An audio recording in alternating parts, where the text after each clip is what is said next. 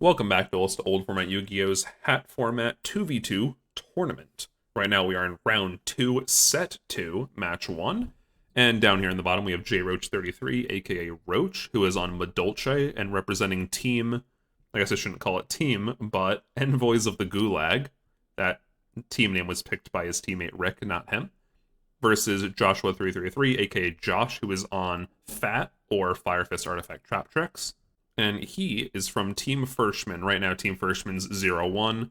Envoys of the Gulag are 1-0. Let's see how it goes.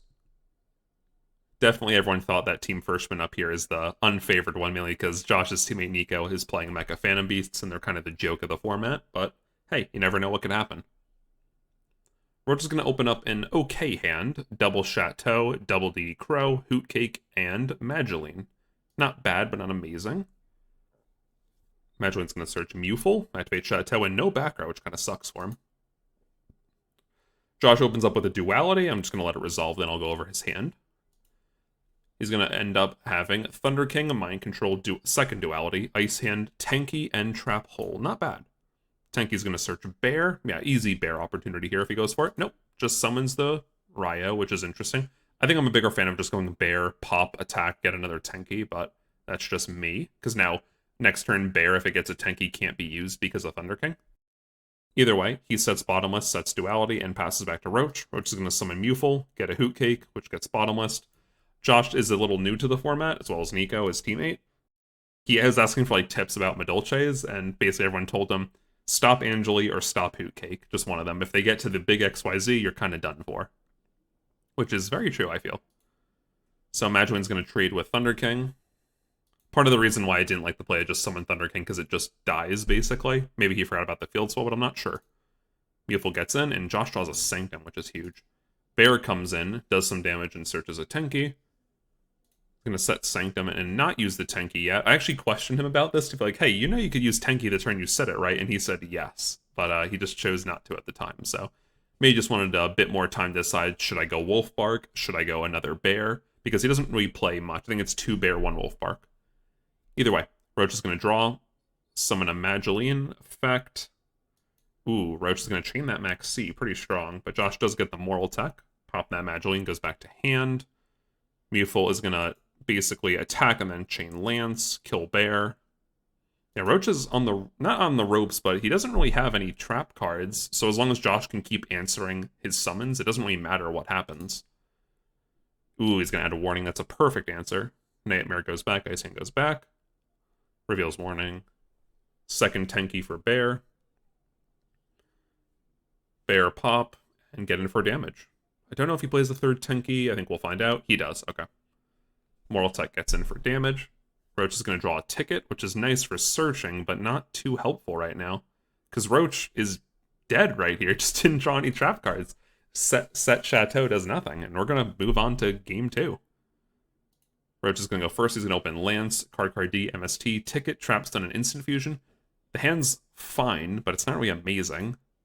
Let's see, it depends when he rips off Card D, and that is not what he wanted to see, really. D-Prison's okay, but no Madolches in sight. Meanwhile, Josh is going to open up Sanctum, great top deck, Dark Hole, Max C, Moral Tech, Ryo, and Call the Haunted. I don't believe Josh is on Beagle Tech, so Sanctum and Moral Tech aren't the combo that we're used to, but still good nonetheless.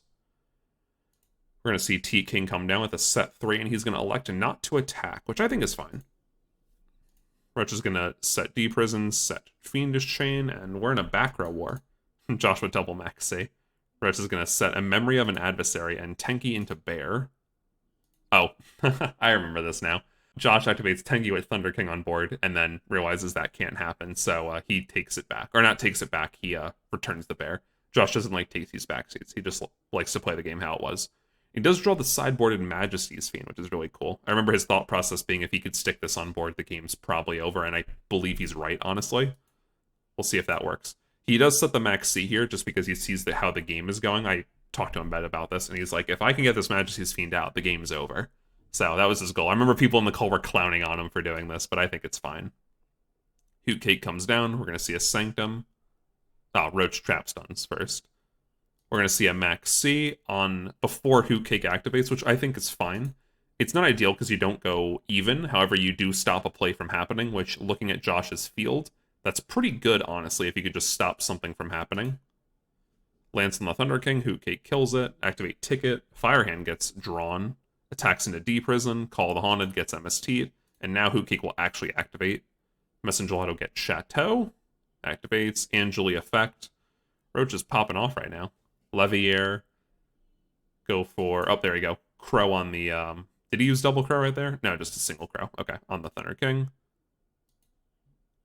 Oh, I see what he did. Okay, I was a bit confused there. He crows the Thunder King and then Levier special Thunder King. I believe that's what he was going for.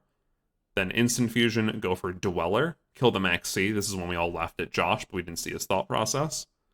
Get in for damage. However, Josh does have a Dark Hole and draws probably the best card, which is Murmelo off the top. And he's going to go for it. Yeah, that's very, very strong. Sets the Nightmare and attacks in. Gets hit with a Memory of an Adversary, which is really crazy. I'm just going to read this card. When your opponent attacks, you take the damage. However, during the end phase of your opponent's next turn, you special summon it to your field. And Murmelo actually has a special summon effect to pop a card, so this card's very, very good. Also, I've noted summons in your opponent's end phase, so if it's an artifact, you get its effect off too, which is cool. Roche is going to summon a Messenger Lotto. Just gets in for some damage. Josh draws Fiendish Chain, and Josh concedes. I think he could have kept going with that Fiendish Chain because it stops Messenger Lotto, but things were not looking good by any means, so Scoop's fine there. Going into game 3, Josh is going to open up, ooh, a lot of monsters. Firehand, Murmelo, Bear, Bottomless, MST. Okay.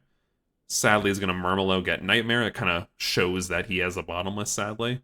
But Roche is going to open up worse, I believe, with a Lance, Memory of an Adversary, Double Mageline, Messenger Lotto, and Angeli. So this Mageline is going to search a Mewful, not bad. Set Memory, and he's going to pass. Okay, now Josh, I think, is in the driver's seat with these bears. Bear comes down, Mageline goes back to deck, get in some damage, search a Tenki. Does he overlay? He does not, but he has the set Sanctum, which is pretty strong. Roche is going to summon Mageline. Oh, we found out Roche did not shuffle, so we do that. Summon Mewful, go for Angeli. We're going to see Sanctum pop the Angeli. Solid play there. Tenki gets activated, go for Wolf Bark. Bear pop. And I believe this is game on board. Yeah, Roche can't do anything. Just several monsters does it, and Roche reveals his monster mash of a hand. So yeah, so far this is an upset. No one thought Team Freshman was going to take a single set, but we will see what happens. If you tune into our next match tomorrow, you're going to find Nico and Rick playing each other, which is Mecha Phantom Beast versus Lightsworn Roller, and we're going to see which team takes it. Remember to like, comment, subscribe down below, and have a good one, duelists.